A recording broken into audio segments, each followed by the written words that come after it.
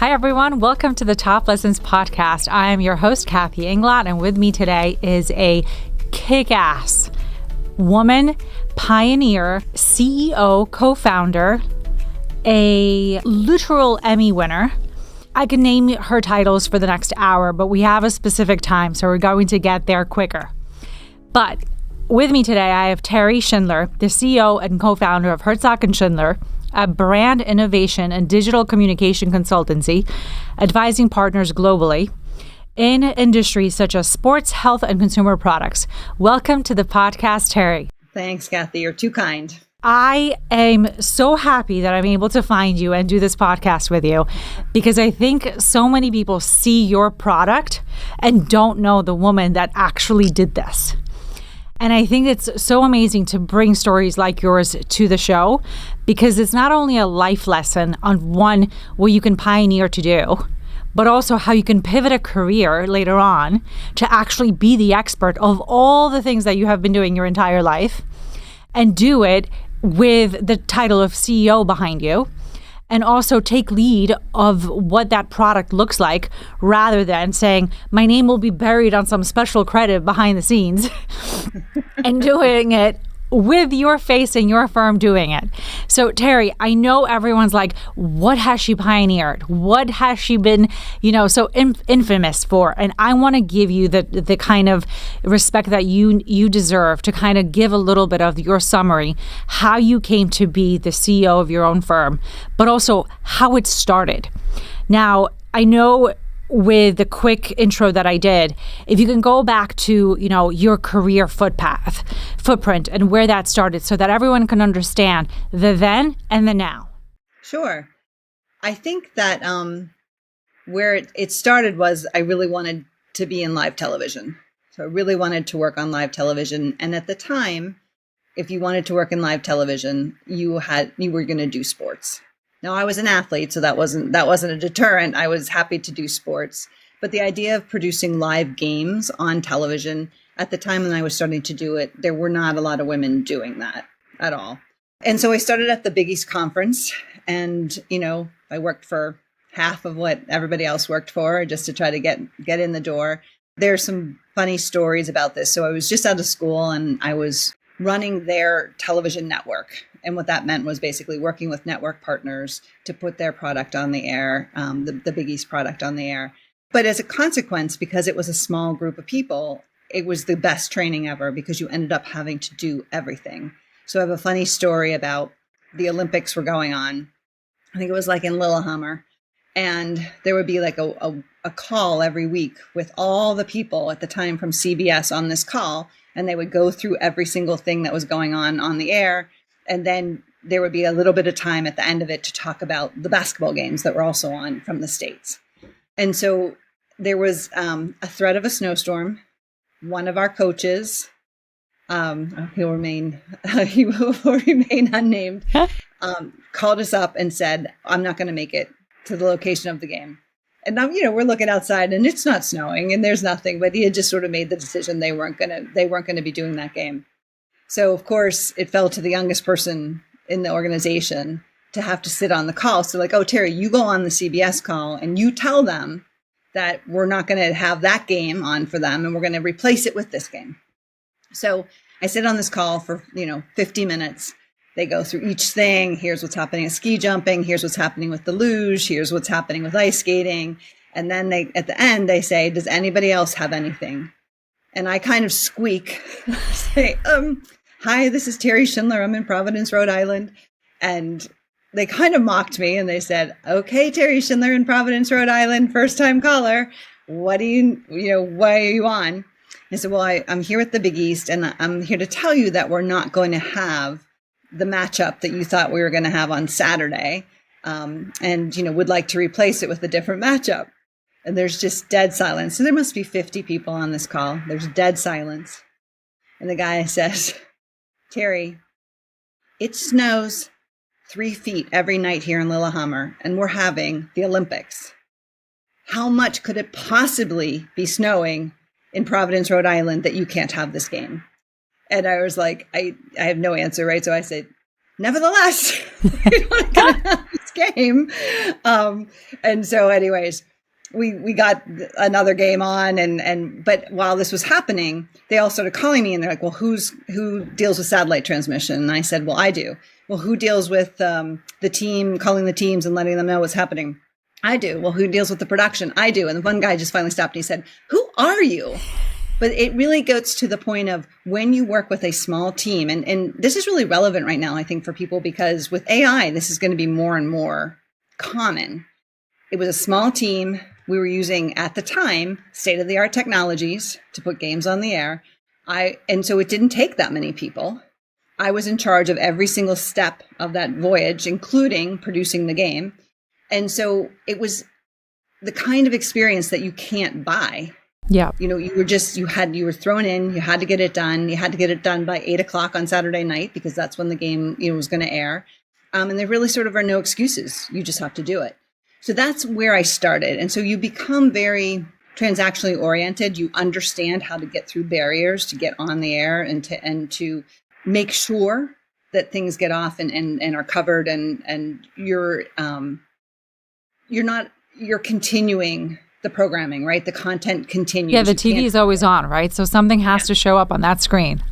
It doesn't matter if your truck only has one camera and you only have one microphone working, then you're going on with one camera and one mic, because at 8:00 you're going on. Yeah. So anyways, that was just an incredible opportunity to be able to do that.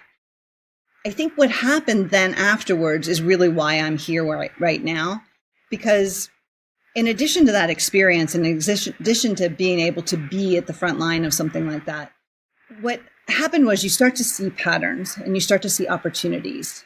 And I think that that's also really important right now. So, for example, at some point during my journey with the Big East, it became apparent that women's basketball was starting to emerge as a sport that people cared about. Yeah. Now, it was still small, it was still nascent, but it was emerging. It was Title IX. There were programs like UConn were going undefeated, and they were playing against men, and there were, there's a lot of excitement around this. Well, when the Big East sold their properties to what became ESPN Regional, I got to see the contract. I was going to be out of a job, and I got to see the contract, and the contract was, this thick, and it was basically saying, here's all the technologies, you're giving us rights to all these things that have not yet been discovered, et cetera, et cetera, et cetera. But in these 56 pages, there was not one mention of women. And so I was like, well, it seems like the women's programs have the rights to their own stuff, because this, the ESPN Regional isn't interested. And so I called UConn and I said, look, the way I read this contract, you have the rights to your games. And they said, yeah, but we don't know how to do them, so it doesn't really matter. And I said, no, I do. I've been doing that.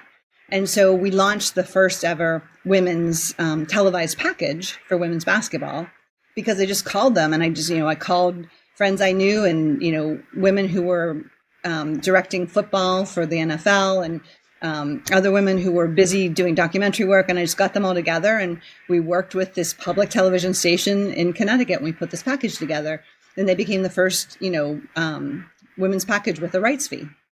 Love it.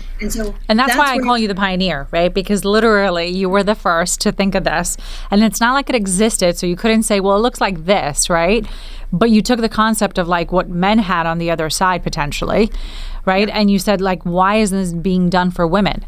Which is, I think, what, we all as women owe you, the kind of the right and the privilege to say, look, you pioneered something that, again, maybe there's something on some sports broadcasting network that says your name. But it's that type of, like you didn't have to look at the contract. Nothing made you weren't the lawyer on the deal, right? So you picked it up and you said, well, let me just take a look. And I think that thinking now can be applicable to everything we do, right? To be like, why is it the way it has to always be? And the firms that answer that question survive and innovate and do something no one's done before.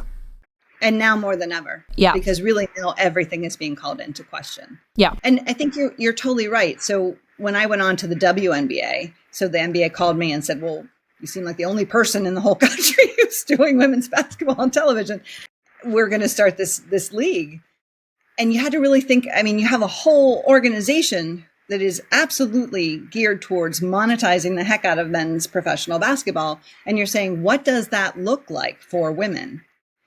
All these conventions and all these things that happen, are we going to do that? Or are we going to try to create something that is still very recognizable as professional basketball, but maybe, also starts to think about other things? So for example, sponsorship.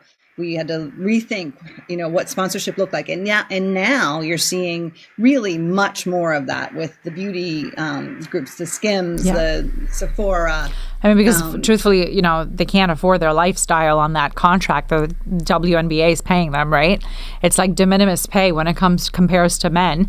So you need that contract for that sponsorship to actually like give you the kind of, self-worth that an athlete of that stature should get. Yeah. And also, but you're also trying, just don't forget, yes, there's absolutely the money-making aspect of this. There's also the bond with the consumers. So who's the fans? And what I kept going in, and I would say things like, I think this is great. And if we can get some of these, the men's contracts to include the women, yes, we want Gatorade. Yes, we want Nike or Adidas, whoever it was. But I want nail polish because I want team colors. I want maybe, and I remember going into a meeting at one point and I said, what about Build-A-Bear? And this guy said, oh, Teri, does the WNBA need Build-A-Bear? I'll help you. And I said, actually, when I think about it, the NBA needs Build-A-Bear. So I think it's sort of questioning those things. It's questioning things like, what is your in-game entertainment? Is it going to be, dancing women? Or is it going to be kids and more acrobatic? And it just sort of, and it's not to say that anything's wrong. It's just that you had to look at absolutely every part of operationalizing that and saying, what makes this different? Because the fan base is different. Yeah. And now so that content, right, with the AI spin on it, is revolutionizing so much because it's all very real time, right? You could literally almost feel like your phone is giving you that like second by second update, and you can like see the threads on the side, people talking and commenting and saying, I'm here, he's doing this, or hey, someone just had this on the court, and and it's so real time and real, up to date like content that you're literally not missing a second. And I think if our phones or networks go out, it's like people are going to be like, how do I survive? I don't have this content. And whether it's for sports or, Instagram or any other, content provider that's out there, I think, it's part of that addiction too, right? Like we're addicted to that kind of like full-time live streaming world now that we feel like, movies from like the 80s are like 1,000 years old. It's living in the life of like, I need constant gratification, right? It's that type of world we're living in. Now, I want to bring it back to you because I'm not the important one here. You obviously worked for all these networks, right? NBC, CBS, ESPN, HBO, NBC Sports. I mean, the list goes on. In a time where, you can correct me if I'm wrong, where there weren't a lot of women spearheading things. There were not. So with that experience that you gained, what did the networking world teach you that literally you wanted to say, I want to do this on my own terms now in my own company? That's an interesting question because I waited a really long time to do my own company. My husband would tell you he wanted me to do it much earlier. I think that part of it is distribution. So part of it was like, I didn't want to start a company where it would be like a small company and you do small things. Because if you've done the Olympics and you've started the WNBA, like I wanted to have that kind of a platform. Yeah. If I could have that kind of a platform. And so part of what you're referring to is the technologies now allow you to do that. So right now, where you are in that studio, you have and I have more technology at our fingertips right now than I had when I was producing the world feed for the NBA finals. So I would have all these cameras and all this stuff and go to 400 countries. But right now, between social and the feeds and the live feeds and the content streams, et cetera, we have more. So that was part of it, was that scale. Like, could you actually work at scale? Yeah. But be small?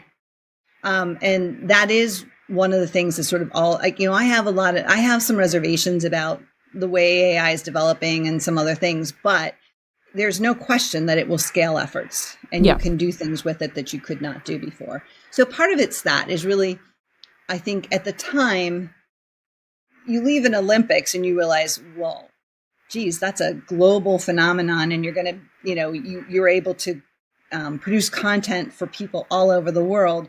If you go back to doing your own thing, like, you know, how are you going to create impact? That was my big question. So once I realized that I could create impact with this, and I could connect different dots and, you know, by looking at things differently, could connect different dots, but I could create the impact. That was when I decided to start my company. No, and I love how you just said that, because that's a formula, right? It's almost like if I could create it in sports, I can copy and paste that formula into a different industry, right? To be able to say, look, I may have different data points, but the formula kind of follows its, you know, like an algorithmic path of like, if then this, right? And I think the success is there when it comes to AIing, like you said, you know, how do you survive you know, to be a big company in a world that, you know, you don't have 1,000 employees behind you to be able to do that type of formula, you know, data analytics. Now it's you spit it into AI and it'll tell you maybe something even you didn't even think about, because it's computerizing things we can't as humans do that quick. But I think the lesson that, like, what did you, now looking back at that transition from, you know, having a career that's somewhat traditional to now being in your own company, what's the lesson that you think you either learned very quickly or it took you a while to learn, you know, being on your own and working for yourself? Well, so it's interesting. I had always done this. So when you're working in sports, television, and content, generally speaking, I would go for a period of, let's just say 5 years, where I was a freelance producer and I would work. And so we would have contests, like how many networks could we be working for at the same time, that kind of thing. But then when I would join the NBA and I would stay at the NBA for 10 years. And then I would leave again and I would like sort of work in, you know, something that was emerging. Usually what would happen is you get into a place where they weren't adopting the changes as quickly as you wanted to. And you just feel like this is a moment in time. So then I would go out to get the experience with those new technologies or whatever, and then I would come back in. But I think what you're at, you know, when you ask about sort of leaving, so the scariest part was leaving the field that I knew, which was sports, which I knew cold, and trying to apply those lessons. Now, what helped me was everyone suddenly became a content company. So it wasn't just the broadcast, you know, actually, everyone became a content company, literally everyone and every institution. But where it was hard was where I pivoted. So when we pivoted, I had a contract with the government at DARPA, the Defense Advanced Research Projects Agency. And I actually wasn't sure why I had this contract. I was asked to be part of a consortium. And I said to the guy who called me, I said, I don't know why you have me at this table, because these guys are PhD, you know, I'm not an engineer. I'm not a PhD in material science. And he said, when you get in the room, you'll understand why they can't talk about it. And so I was like, okay.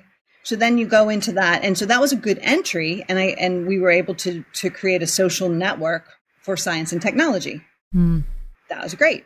I loved it. But it was still, I had a lot of accolades in the other world where it was like, okay, I worked the Olympics. I did this, I did that. And here I wasn't really ranking. And that was really tricky, because you're sitting there and you're like, okay. And nobody really listens to what you have to say. But at the same time, I was probably more aware of what the market was saying back. And I was more aware of the communications strategies. So there was this period like in the desert where I would say it was humbling to try to do that. So there's a growth process to it. I would just say it's not quite so easy as, oh, I can just translate this to this. Yeah. But again, I was really always in search of impact. And so I was like, okay, well, if you can do this for women in sports, you can do this we can talk about, like, one of the things I love about sports is the communities. Like, so they were communities and they were social before social media even existed. So I learned a lot about how you cater to communities with content. So then now you can say, well, what's a scientific community going to look for? What are the drivers that they would have for behavioral things? How can you start to think about that in different ways? And so it was more linking communities, underserved communities, with technologies that were empowering. I think that's sort of where I got to. And then I could really talk to it. But it still continues to this day because I have an investment deck for this property. And I was going through it with a mentor of mine who's from BCG. And he was, and he just stopped me. He said, Teri, you are most convincing when you talk about arenas that fit people, when you talk about communities getting together. I want you to put this entire deck into a sports metaphor. Because he said, it's understandable. Yeah. And he said, stop trying to pretend you're a PhD. Because I'm like, I'm not. So it is sort of trying to find the metaphors that work and then applying them in ways that sort of forward, advance the narrative, advance the product. I think that's really the key.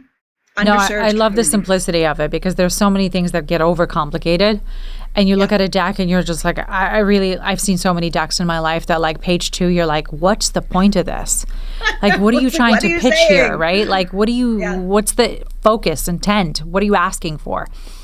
And a lot of people do it, especially when they're capital raising. Like there's all this like data all over the place and like it gets lost in the message, like what you're actually good at or how much money are you actually asking for?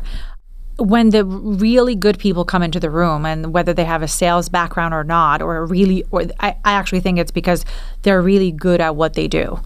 That when they come in and actually pitch you an idea, whether it's in the deck or whether it's verbal, you realize very quickly that they're so good at their job and they love what they do that when they spin it in that like metaphor, kind of like what they're really good at, like they can sell you lipstick on a pig and you would buy the lipstick.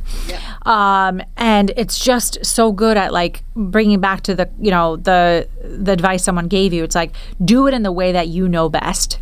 And don't listen to the outside or like, make it pretty, but do it in the way that the message is so easily to understand that like a child would understand it, right? Exactly. And that simplicity is actually so sophisticated and it's hard to get to. It is hard. And playing with it, right? So one of the things I would say, I would be asked to speak when I was at the NBA and WNBA, and I would get up and there'd be this panel and be all these men in sports. And they'd say, why are you here? And I would say, obviously for visual relief. And, like just playing with that. So I started to get comfortable pitching technology by saying, I'm probably the only person you're talking to who started the WNBA and then is now pitching this product. Like just embrace it, embrace the difference, let people be interested by that. Yeah. And then go ahead and use this, like what you were saying, the simplicity to describe the idea. Yeah. And I think the old kind of adage of like, if your 5-year-old gets it, you've done your job. Yes, exactly. And it's, really, really funny how like people who probably would pitch to a 5-year-old would fail outright because they would be so over their head. That I think, I forget who on Shark Tank said this. I think that said, I'm kind of the back of the envelopes kind of guy. I need like a one-liner. Like, what are you trying to sell me, right? And people are like, what? But it sounds very stupid simple. But sometimes stupid simple works amazing. Well, what people are really saying is help me understand. Yeah. Like Nike's motto, just do it, right? Like how many of us don't care about what Nike's really selling, but that motto is for life, right? Like you literally heard about it, saw it everywhere. It was on every single Olympic, advertising commercial that you could possibly see. But for life, that motto, whoever came up with that, 3 words, is probably going to be, a genius for life in their bank account. But like and I learned this later that like marketing has like 3 words. It's like a brand of 3. Like if you use 3 words, you're like, you've done your job, the pitch is there. So I use that for the top lessons to be like, you can understand it. You got the words. I don't need a podcast that has bigger names, blah, blah, blah. But going back to you. Well, but let's just to play off that, help me understand is really the mantra. Those are 3 words, the mantra of today. So think about it. When the cloud came out, no one knew what that was. I think a lot of the distrust of AI right now is people don't understand. Yeah. And to the extent that those industries are not answering those questions. Yeah. So I think that, really the mantra should be help me understand. And if you're starting in your career right now, you want to create that doorway, that portal, so that someone can understand your idea or you can understand their idea. So really the communication is just so important. Yeah. No, and I think for all those listening, you just gave everyone the best interview response ever. If you walked into an interview and you went to a company and said, I can help someone understand what your company does, you got the job. I think most people would be like, wow, like she's here because she wants to make us, literally be the face of whatever it is that we're selling, because she will help everyone understand what we do. Or like, help me understand what you do so I could do my job better, right? To be able to say, I can't really understand what I'm doing. I'm just following whatever someone else did before me. And that's a terrible thing, right? And I love the AI disruptiveness of that process, because most jobs go, you replace the person that was in your seat before. And right. Very few companies start a role from scratch, right? So in most cases, you are doing someone's other process. And those companies and those positions are now AIing those people out because they can mostly automate most of their tasks, right? Like today's announcement was Amazon is going to lay off like 30,000 employees. Yeah. I was like, those poor people now are going to have to face like, what do they do with their skill set that the guy next to them didn't have? Right? And you go, now your competition is really heightened to a degree where you have to bring something different to the table. And that help me understand motto is so simple and also different to be able to say, look, I know what I'm doing. I'm probably the same, 10,000 other people behind me are doing the same thing I did. But it's like, I can make you help other people understand what you're doing better. Mm-hmm. And then, you spiel whatever it is that you need to sell. But I think the AI concept, and you're obviously in a world where AI is like everything you do, right? Like the data points, the analytics, everything I'm sure is going through an AI platform of some sort. And I'm sure you used it way before AI became sexy on the street. I'm catching up like everybody, but yeah. Yeah. What lessons do you think we all need to learn in AI that are foundational to what you have seen and work really well for you and your company? So recently, I had a consulting arrangement with some people who are working on a major project in Saudi Arabia. And they said, can you help us come up with some ideas? And so they had a couple of questions. Well, two of the questions, I used AI to create some reports because it was easy. It was like, what makes, a landmark site memorable? There were just quick, really horizon scanning about what exists and what does that mean. But the ideas came from me. What the other questions? It was like, hey, look, here's where science is intersecting culture. Here's where, and here are the 5 themes that's where this is happening. So when I see people who come in and they kind of think, well, I'm going to be really quick, and I'm basically going to be like I'm going to ride AI to get this. Yeah. I actually want ideas. I think people are curious. They're empathetic. I want the idea, and then I want the AI to help in the execution of the idea. Yeah. And there are certainly times or certain kinds of reports and things like that can totally be shopped out. But there are other times when you're saying strategically, what are we trying to do? What would be the best avenue? We like to say that there's usually 5 answers to every question. I used to work for some people who were like, there's one answer to this question. And I'm like, that's actually not true. There's probably 5 that will work equally well. They may have different levers. And so I think it's like not abdicating the curiosity and the ideation and the strategy when you're thinking about things, not abdicating your agency. Yeah. And I 100% agree with that, because I think the goal of everyone AIing everything is you're taking critical thinking out of it, right? Yeah. It's like you forgot that you actually have a brain and you need to use it every now and then, especially for work, that you kind of are just like, well, the AI will tell me, right? And I think being in an industry myself and, legal and compliance, we have this kind of comment we say all the time. If you know the industry and you ask AI the question, it gives the answer that's almost not always 100%.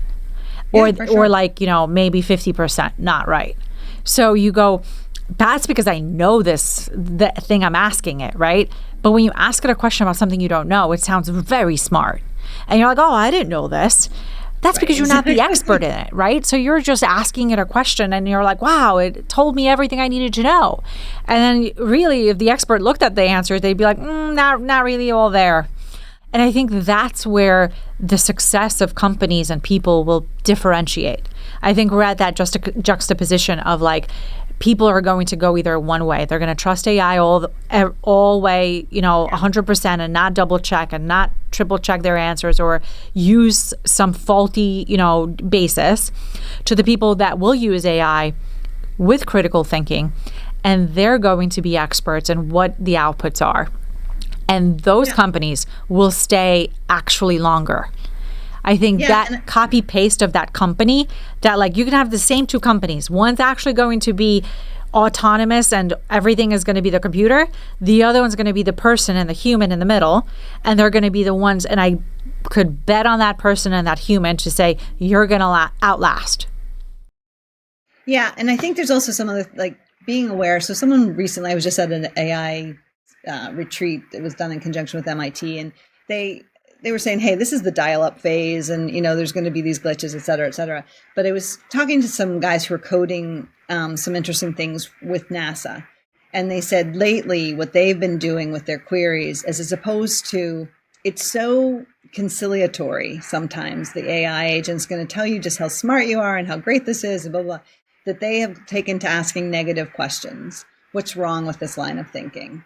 What's, where is there a better way to do this than what I've just suggested, so that they can get a little more friction into the process. So it's not just like, oh yeah, that's so, that's great. And did you know this?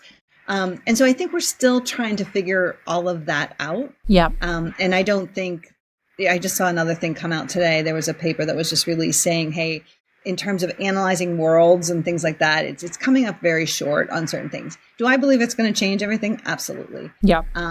But right now we're in the messy middle, like maybe the messy beginning or the messy middle, but it's not there. And so trying to understand, like thinking critically and trying to understand how best to deploy, and what questions are better to ask, and like what's an offload versus what's an addition to what you're sort of doing. I think those are really key questions, and you need people who can think. Yes. To do that. And I think one of the things that, like, I had a great example, and this was actually in the morning news, I think a week or two ago, where a woman, because it's Cancer Awareness Month in October, a woman was saying she went to get her mammo, and this is just an example, obviously, and a lot of the mammography now uses AI to kind of scan, the graphs and look for any abnormalities, and it found nothing.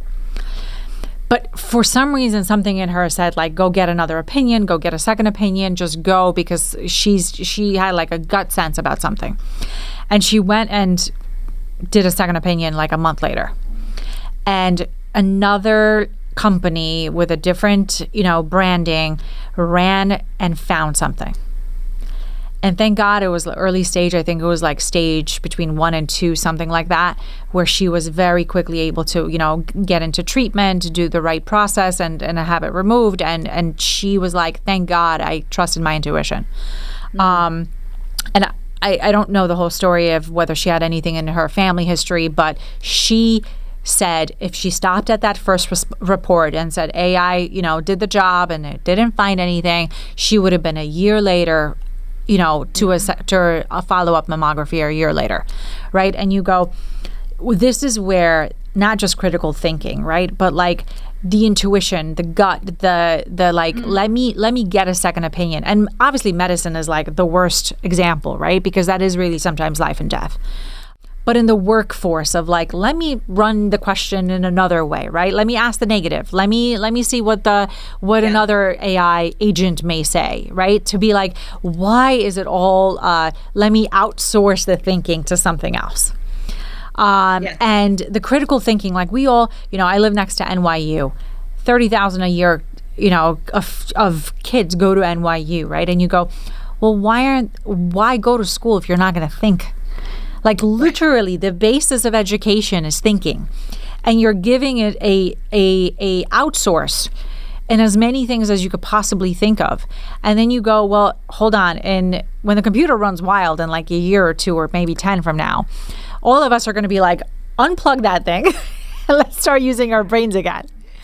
Well, it's so interesting you say that because it's not just technology. So my very first job was at Procter & Gamble. And I can remember my mom took me and she was helping me set up my apartment and I was going, and I came home the second day and I was I was like, oh, and she was like, what are you, what's wrong? And I said, I mean, they have a binder and they just gave us a binder and like, you're supposed to turn to page 12 or whatever. And I said, I was like, if you just needed someone to turn to page 12, why did you hire me? Like, I don't get it. So we've always done this where we try to template people into certain things.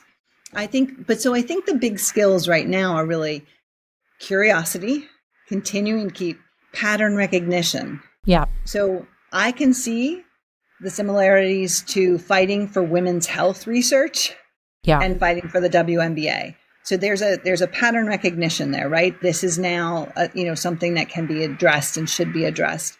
I think that if you can do that, you can make really crazy leaps because it's really about the curiosity and the pattern recognition. And then the tools you use are fine. Yeah. But it's really understanding what's happening as opposed to let me slot into, because that binder was another way of sort of the Industrial Revolution, right? Like sit at the line and do the same thing. And I think right now what we're really going to need are people who think through things critically, who think through things differently, who bring different things together and say, what about this? So there's a lot of opportunity from that regard. I think the harder part is getting seen in this environment.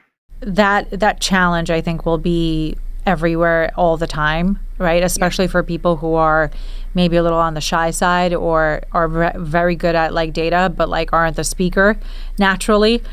So I think but they also may be, winning in the game of like show and tell, right? Like if I don't need to speak about it, but I could just show a deck. I'll just mock you up a demo, or I'll mock you up a demo. Here you go. Or, model up a AI agent that speaks for you, right? So it's like all these different ways to get ahead in a career right now. Or I think in 10 years, I was recently on a panel for work, and someone said, look, I just got a job that never existed 10 years ago. This would have never been a job before. And now I'm hired with a specialty that, yes, did I get in school? Absolutely. It's computer-based. It's data analytics, but not for the industry I thought I was going to be in. So I think people may have a roadmap to where their career may be, and then you literally take a tangent or, completely leap off the ground where you thought you were going to stay and go into an industry that like just became new. Right. So I think now. And being open to that. Yeah. Yes. And being really open to that. I think people are like, well, what's going to happen in 10 years? I'm like, I have no clue. No one. And by the way, nobody knows. Correct. No one will know where we are in 10 years, right? To be able to say, how fast do we leap over this AI component? And maybe the next thing is BI or whatever you want to call it, right? Where it's like everything is in beta all the time and it's, transitioning so fast that like the metamorphosis is just can't stop itself. But I think it's exciting times, right? Like for the people that are like, I can't accept change, I can't compute. Right. Like those are the people that are going to be so left out of like this world of innovation that, they may, their careers or their jobs may be so much at stake that like they'll be replaced, right? Not just by a bot, but like their brain will slowly stop functioning as fast as it should be because they'll stop thinking, right? It's like the nuances of what you said. Turn to page 12, follow the script, get the telemarketing call that like someone in another part of the world will get for 5 cents an hour. And I think the important part is like for the younger generation that are now in school and getting those degrees is saying, be open to whatever's coming.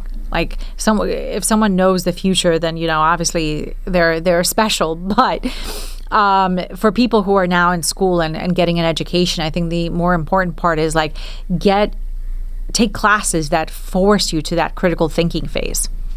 To be able to sustain, your because by the way, questioning. Our technologists are not necessarily all that versed in like the humanities, and so I think that's really critical. But I think the bigger thing here is sort of putting, understanding you're going to have to be a CEO.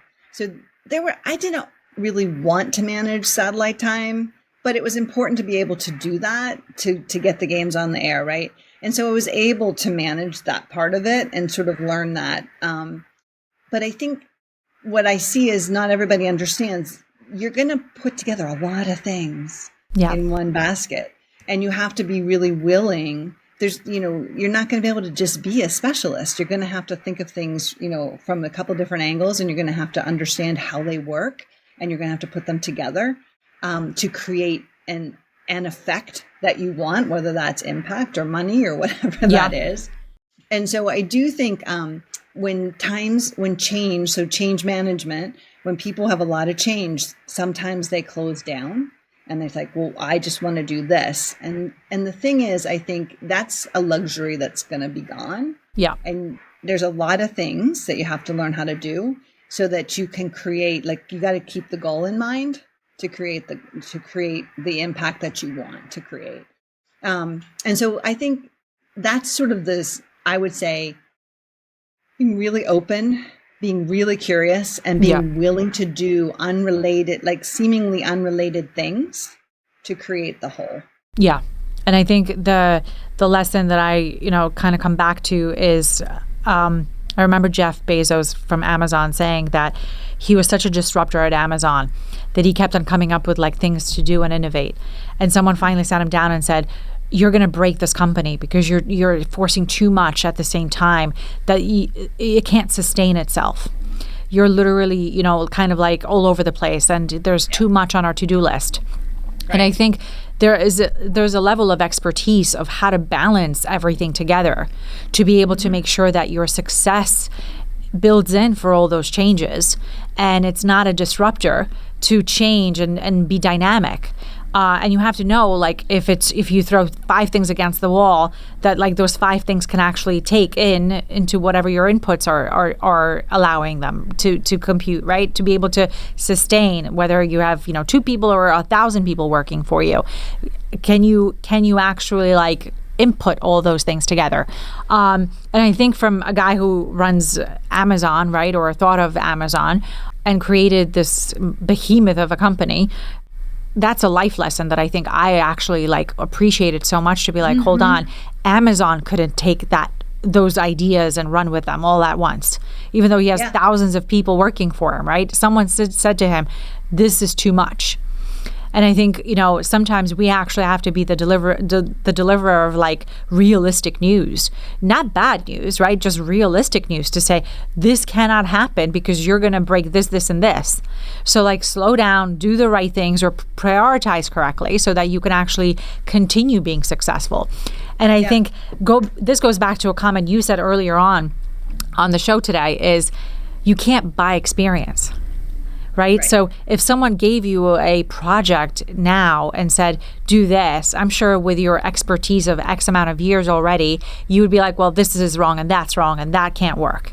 Right? And I think we all, especially the younger generation, kind of almost want to skip that experience step.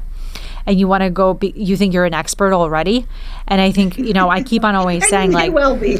And you can be in certain things for sure, but you can't skip those challenges and failures and errors that we all have because of the experience we have behind us. And we can only get better because we have done those things and we have lived those actions and gotten those things wrong or right. Yep. And I think everyone kind of says well, why do I need to do this stupid thing, right? And you go, because you may figure out how to do it better, or you may figure out this has no reason being done here, or it's the foundational step for something else. But I would say one other thing. I would take the other side of that argument. Yeah. So I'm more empathetic with Bezos's view of but then we could do this, and then we could do this, and then we could do this, and why can't people keep up? I would wish that I had learned earlier in my life how to sell the disruption. Mm-hmm. So I wanted to disrupt P&G from the day I walked in that door. I was not very good at selling, at creating the argument behind the disruption. I was more gut, and this is, we should be doing this, and this is how this should work. And I think that if I could rewind, or what do we say now in quantum, like what I do in my future can affect my past. That's how I'm going to help my past persona, because I think selling the disruption is a really important thing. And right now, I would say, and I feel strongly about this, I think that generally speaking, Silicon Valley is not selling the disruption. They're imposing it on everybody. And I think it's a valuable disruption, and I think it's going to change everything. But do you think the selling part almost has to be from a person that's doing it? Like, it's almost like a show and tell, right? Like, people can be like, oh, but would it really work? And then you go, well, if I get an idea and I fund a company and I start doing it, I'll show you. But it's also this. You told us, OpenAI, you were going to work on cancer. Yeah. And now we're doing porn.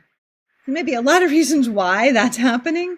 But I think this idea of helping people, like, help me understand. Yeah. Sell the disruption. And so this, so when you're starting, you have a lot of ideas and they're all bottled up, and you're trying, and you rush into somebody's office who has the ability to make the decision. And if you don't sell the disruption accurately, then you're going to have no success.